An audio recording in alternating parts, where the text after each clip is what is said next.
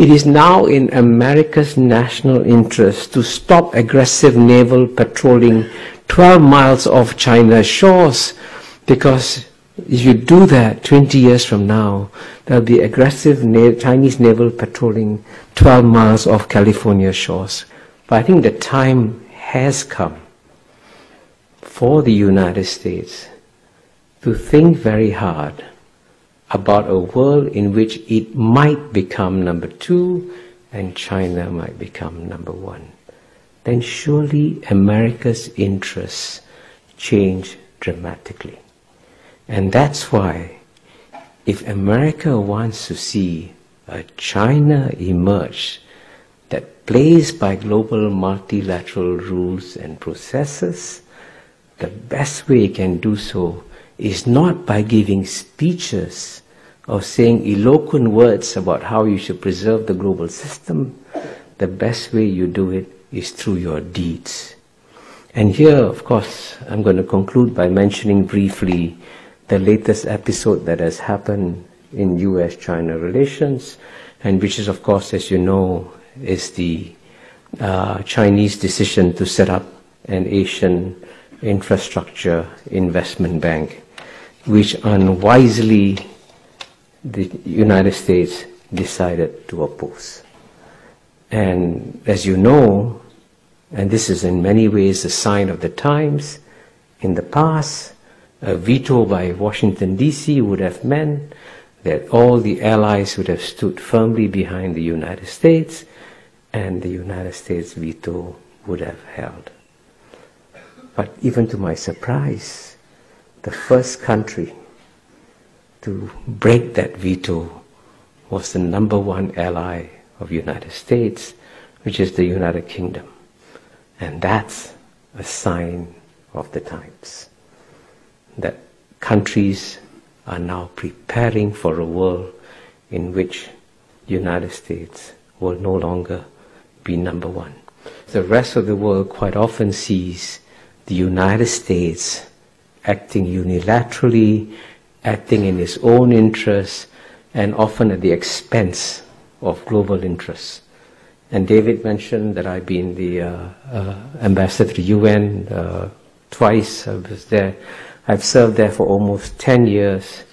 And it's rather tragic to watch in the UN, as I did at first hand, to see that the institutions that were essentially created by the United States after World War II, with the guidance of FDR and Eleanor Roosevelt and all that, these were basically American-inspired institutions which have then been undermined by American policies.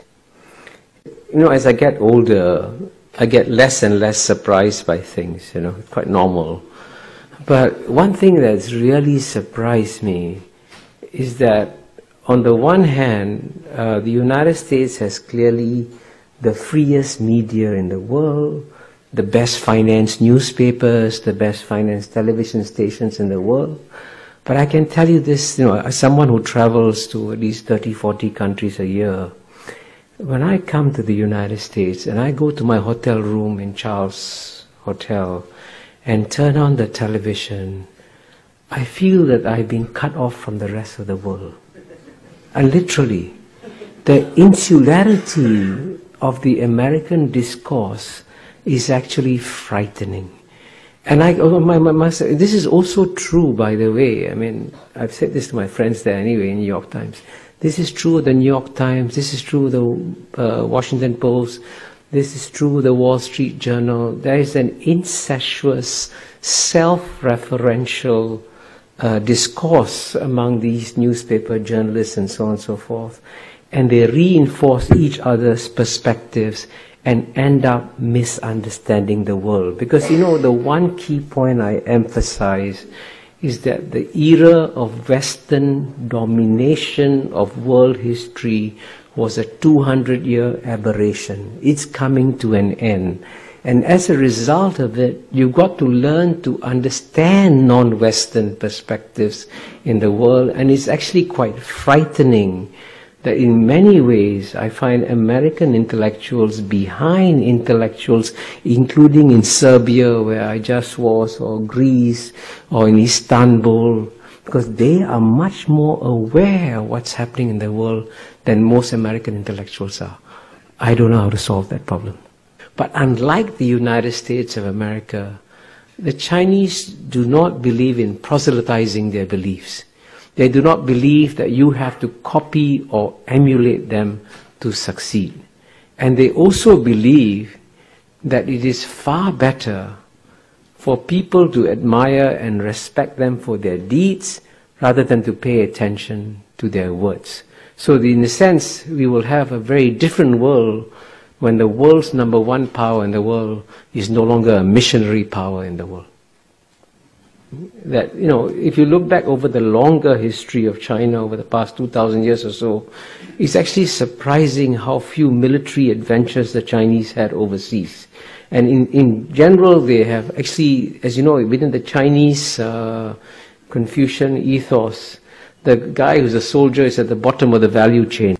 And I want to emphasize, since I come from Singapore, and Singapore and Hong Kong are seen as competitors all the time, it is actually in Singapore's national interest to see Hong Kong thrive and succeed, because we need competition from another city-state, and therefore we can both do equally well. I mean, Singapore will not just survive, Singapore will do very well. Because, you know, Mr. Lee Kuan Yew and the founding leaders of Singapore created some of the strongest institutions in the world in some areas. The quality of mind of the Singapore civil service, I think, is number one in the world. The quality of mind of the Singapore judiciary is also probably number one in the world. The quality of the Singapore military is probably among the top 10 in the world. Singapore's education system is already ranked among the top 3 or 4 in the world. We have the world's best airport, the world's best functioning port. So we have created a whole ecosystem of excellence in Singapore. And with that ecosystem of excellence, Singapore is poised to take advantage of a major historical opportunity that is coming its way, because just as London served the European century and New York served the American century, the one city in all of Asia that is comfortable with all the major civilizations in Asia, with Chinese civilization, with Indian civilization, with Islamic civilization, and also Western civilization, is Singapore. So Singapore is going to become the New York of the Asian century. So it's a great time coming ahead for Singapore. And you know, you can read in, you know, whatever, Wall Street Journal, New York Times, Economist, there's this constant belief that the best thing that can happen to China is to have a collapse of the Chinese Communist Party and have a democratic system. The one slightly provocative point I'm going to make here is, be careful what you wish for. Because if the Chinese political system becomes more democratic, it could very well become far more nationalist and far more aggressive as a power. And the great paradox here is that the Chinese Communist Party is actually delivering a global public good by restraining Chinese nationalism. And if you didn't have a strong Chinese Communist Party in charge, you might actually get a more nationalist, a more assertive China. And you know, when I first went to China in 1980, there wasn't a single Chinese tourist leaving China. Last year, 100 million Chinese went overseas freely. And 100 million Chinese returned to China freely.